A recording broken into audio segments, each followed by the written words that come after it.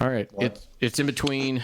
Richard jumped in as Sean and I are kind of talking about stuff. So we told everyone we really processed this week pretty quickly. It's a Monday night. This is as real time as we can get. Yeah, sorry. We zoomed without through. Actually doing it every day. We posted. We have already had about 12 people listen to it tonight. By the way, really, wow. Over the past few days, we had crazy numbers too. Even when we didn't have anything, apparently a lot of people went back and listened to stuff because it's like hundreds and hundreds of listens on days when we didn't post anything. So it's kind of shocking. But all right. So Richard had asked, we'll start in this one place, and Sean has a second question, but we'll start with Richard's. He had asked, since it's almost dinner time, what are you guys eating tonight? So, Richard asked that, and what was it you were doing in the background while you were asking that, Richard? Do you remember? I was peeling garlic so I could roast garlic for my tacos tonight. So it's taco night for you. Yeah, it's Monday. It's Taco Monday? I know that's sacrilege, but it's typically the evening that I have a little more time to make tacos. So I'm doing tacos, and I home make tacos. I pan fry the green bell pepper, the red bell pepper, and the onion, and then we use turkey just to be healthier. Mm-hmm. And I put garlic, which I'm roasting tonight, and serrano peppers, which I'm roasting as well, and paprika and some chili lime to make the taco taste really good. I'm going to add tomatoes at some point. And it probably takes about an hour and a half to do all that stuff. Right. There was a point where I was doing like... is this for just one night's meal? Yes. Okay. There was a point where I was doing like those packets. Like you can buy packets of sauce. Yeah. You just brown whatever meat it is. You put like a tomato sauce packet or whatever. But what I was finding was it was just such a freaking sodium bomb that I'd wake up in the middle of the night just like thirsty and dying because I just had like, I don't know, 2 days worth of sodium in one of those little packets of sauce. And so I make my tacos really without any sodium. And they're fantastic. The great thing is, Richard, once we're done, it'll take me about 30 minutes to be down there for dinner, if that's okay. So yeah, come on down. Thanks. Yeah. Go ahead. So I can't smell.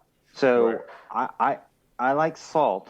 And as I understood it, the best way salt was explained to me is salt makes stuff taste more like itself.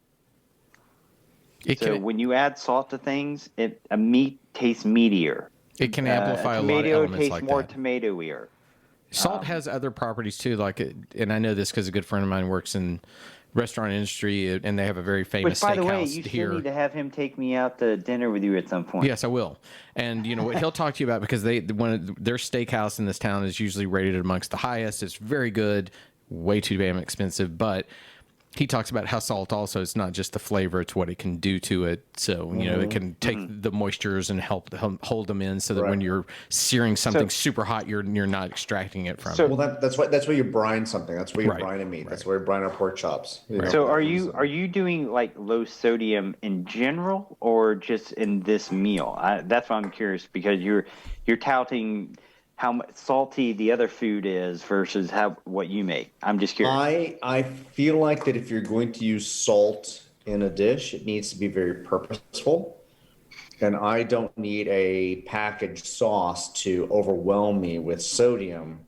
When I do make the tacos, here's one of the things that I do. We have a really favorite brand of taco that we use. And I will warm the tacos, but what I do is I dust the pan with salt there. So when the tortilla is warm, the exterior of the tortilla is coated with a very little bit of salt.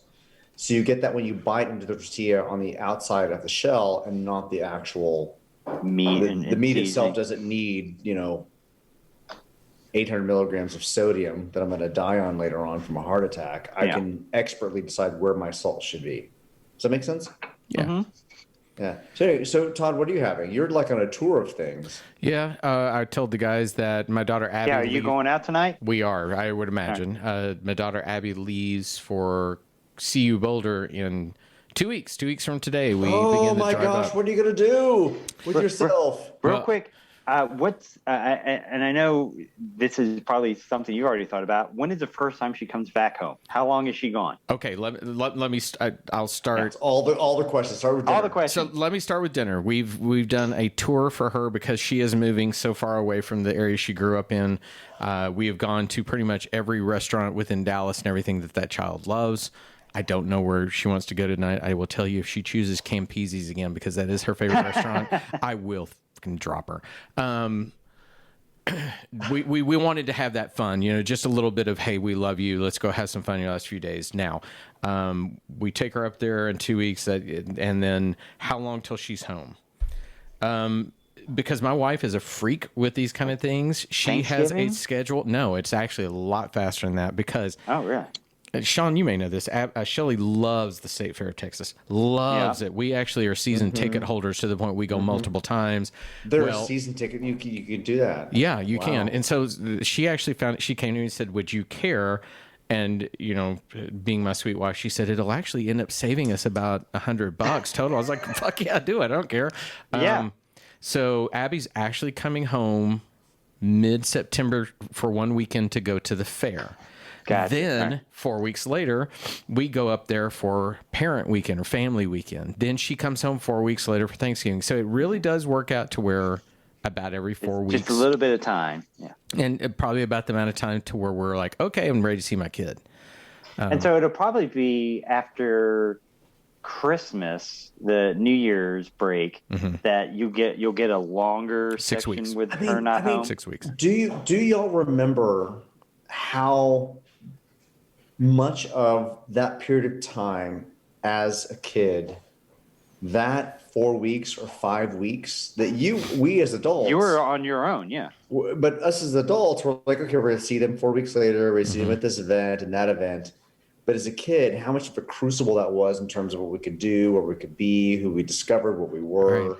Well, it was amazing to think about how much 4 weeks to me at that particular at that moment meant so much to me versus me as like the adult. I was like, it's just 4 weeks. I'll see them at this time. We'll do something fun. Right. Well, I also think about, us, obviously everything changes for adults versus their children because we all grow up in different times. But we grew up in a more range-free time where it was go out 8 o'clock in the morning, go ride on a bike, come home for lunch, go back out, come home for dinner. And you can tell me how Abby's life was, but is this going to be like, how much of that experience did she have of just being able to go out and be wild, where is this going to be a new experience to her of 4 weeks of going, all right, I'm the boss now, where we had, half days of I'm the boss. I talked to a customer about this exact same thing. We'd get home from school, I'd get on my bike, I'd ride with some friends. I'd go over to a railroad track. The land wasn't developed yet. I'd hang out there till, I don't know, I knew about what time dinner was, but I didn't have a watch. If the light started coming on, you knew you had to come home. It's getting dark. I should probably go home. It's probably time to eat. My mom might be mad at me. But she couldn't contact you unless she was outside screaming for you. Right. You could I hear her. remember that chaos of just like, I could just go do whatever. And they were largely okay with that kind of, well, that's because that's how they were raised as well. Yeah, exactly. Yeah. To answer your questions, I mean, it's kind of twofold. Has she had a lot of situations where there's time to herself? Yeah. I mean, this summer to an extent is that she's working at the doctor's office where my wife works. So she has a responsibility of working, but we also trust her to do what she wants. She has Tuesdays and Thursdays off.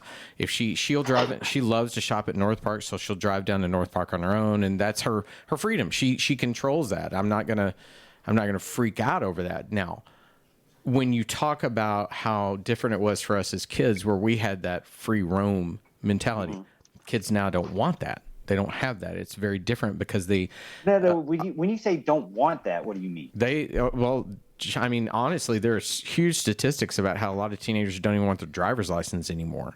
Well, I understand that because that was the examples you were going to bring up. Yeah. Yeah, because there's, Uber and stuff like that. Not that there weren't taxis when we were kids, but obviously the technology is different now. They don't think about as much, as we did. They don't think about getting out and going with their friends to do immediate things. You can do what we're doing right now. They get on the phone and they just talk to each other and they have this interaction. And so she does a lot of that to the point that we've said to her numerous times, like, get out of the house, go away, go do things. Go take your friends to the mall and hang out there for like 2 hours. And then because when we were kids, you could talk to a person on the phone. Maybe if you had a three-way call, you could talk to one other person. You're still tied to a cord based on how long that cord was. You had to make sure mom and dad didn't pick up the phone and wanted to use the phone as well. And hey, if you want to have the internet, let's not even get onto that, where if somebody picks up the phone, then you can't download the porn image that you're trying to download. But yeah, I mean, it's completely that came out of different nowhere. now. Yeah, I mean, you spend half an hour trying to download this JPEG, and then somebody picks up the phone, and God damn it! So how much younger are you? How much younger am I? Yeah, how old are you? I'm 49 now, so I turn 50 next year. Oh, just 2 years. Okay, yeah. Cool. That was my post-college life, not my high school life. Yeah. Abby also has. But it could have been my high school life. If you think about that, kind of thing. Abby also has the thing of being a kid that, and I say this especially after having just gone on this fishing trip with a number of guys that all live in the same community in Allen, which again is a suburb north of Dallas. And so all these people, they all happen to have girls the exact same age as Abby. So it was this weird fact that we all became, we became friends and all our daughters were friends and all this kind of thing. Well, the aliens landed in Allen and then I'm sorry? The aliens landed in Allen, which is why you guys are kids the same age. Yeah. They spike the water. I'm not saying that all their girls aren't close to them, but I hear the stories of their daughters, are much more. They do have some that are like, I'm not hanging out with my parents. Where Abby, being an only child, is incredibly close to Shelly and I, and she ends up when you ask about her free time, a lot of times she wants to spend it with us, just like this. She doesn't want to see her friends or anything. She wants to go hang out with us. So. It is what it is. I mean, kids are kids, and who knows how she's going to react when she gets home. I'm more worried about.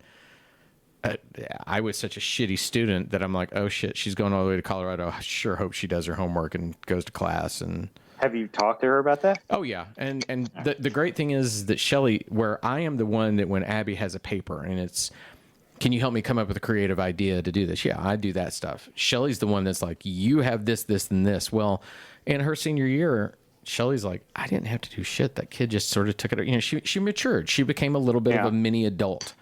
And I think when she gets there, she really wants to get her degree and she wants to get on with that. So I think she'll get there and kick ass. I have a customer struggling right now with his son who went off to college and did not do as well the first semester, promised to be better the second semester. He didn't stay local. He moved a few cities away.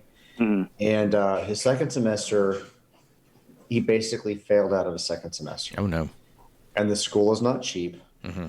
And he hid the scores from his parents, and he lied about going to classes, and would have conversations with them on the phone. Oof. And now they're trying to figure out what all that means. Yeah.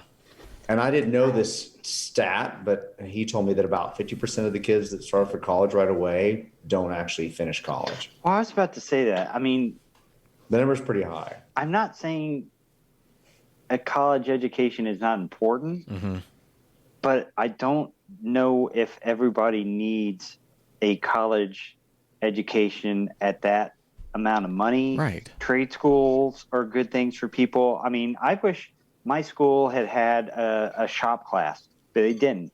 I wish I had learned about cars when I was younger. So I know how to change. I used to know how to change my oil. In my new car, I couldn't tell you how to do it. But, I can change a flat and stuff like that. But, I'd like to know a little bit about how an engine works. And somebody had taught me that when my brain was plastic and young and stuff like that. I have another friend who's decided that it's okay for his daughter not to go to college. And so she wants to pursue acting and she wants to pursue some video projects. Okay. And so when she graduates at the end of this year, there's a possibility that she's going to work at Zeus full time. Oh, cool. As she pursues these other things. And the idea that she focuses on those other things versus just Zeus. But he has a very practical sense of fact. Let me find out what she wants to do. Let her find that moment.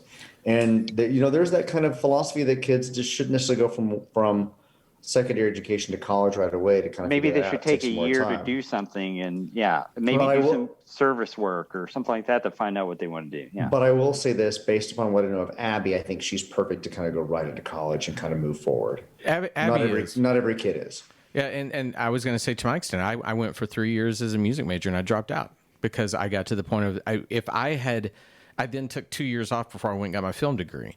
And if I had taken those 2 years after high school, I think I probably would have gone right to film. Because music is something that came, I won't say easy to me, but I've been doing it since I was 7 years old and I was in that practice and I knew how to do it. I went into studying music for the absolute wrong reason.